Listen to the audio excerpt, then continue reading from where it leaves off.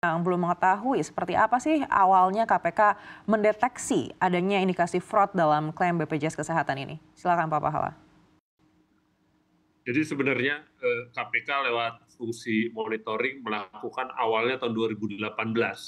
Jadi kita sampel beberapa rumah sakit di 3 provinsi itu, dan kita lihat klaimnya apa saja yang berpotensi fraud. Belajar bagaimana fraud system detection di Obamacare. Waktu itu dengan BPJS dan Kementerian Kesehatan kita sama-sama ke lapangan dan kita sama-sama lihat bahwa dimulai dari 2 temuan kita bahwa beberapa rumah sakit melakukan manipulasi klaim dalam bentuk tindakannya hanya 2 kali tapi diklaim 10 kali, kira-kira begitu sederhananya. Kita temukan dalam treatment untuk fisioterapi.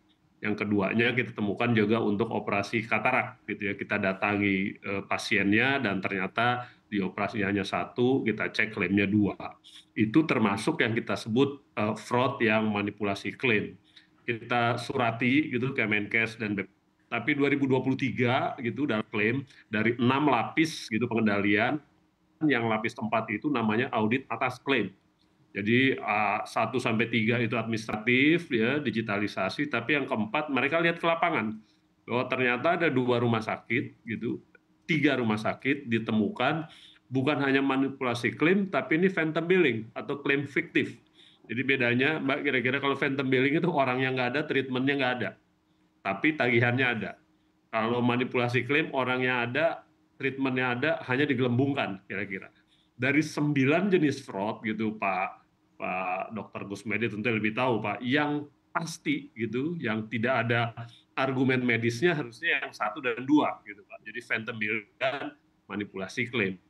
Oleh karena itu tim kami turun ke lapangan lagi gitu, mengumpulkan bahan-bahan keterangan dan kita dapati bahwa ini memang niatnya sudah jelas dan kerugian negaranya ada gitu. Oleh karena itu dipaparkan di pimpinan KPK dan diputuskan bahwa selain Permenkes 16 kalau ketahuan bayar plus denda, kita mau menggunakan juga pidana.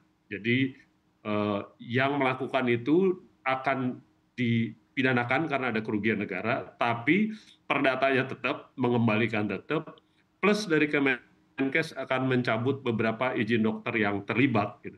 Sekali lagi ini untuk menimbulkan efek jerak, jadi sama sekali bukan untuk melemahkan rumah sakit Pak Dokter ya gitu Pak, tapi kita ingin selama ini kalau dibiarkan, kalau kita belajar dari Amerika itu 3 sampai 10% dari klaim itu biasanya ada fraud.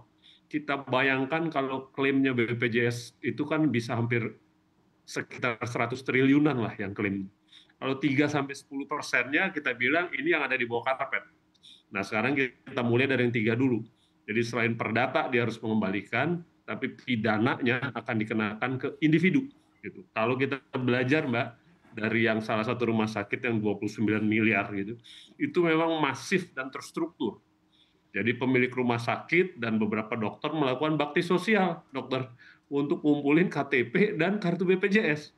Nah berdasar itulah didesain atau direkayasa gitu, treatment segala macam gitu, sehingga dokumennya lengkap dan diklaim.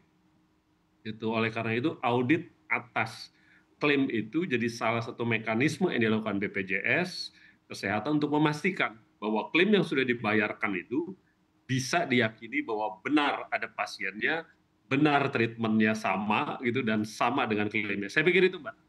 Baik, Pak Pahala tadi sampaikan masif dan terstruktur. Lalu dugaan apa dari KPK yang mendasari dilakukannya aksi tersebut? Apakah memang rumah sakit ini mengalami masalah keuangan atau memang murni karena mengejar profitabilitas saja?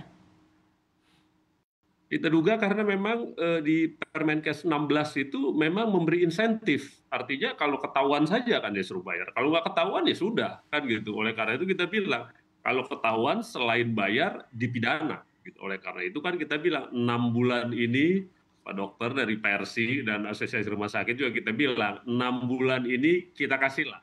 Kalau memang merasa pernah mengirim phantom billing, pernah mengirim manipulasi klaim, silakan koreksi. 6 bulan ini.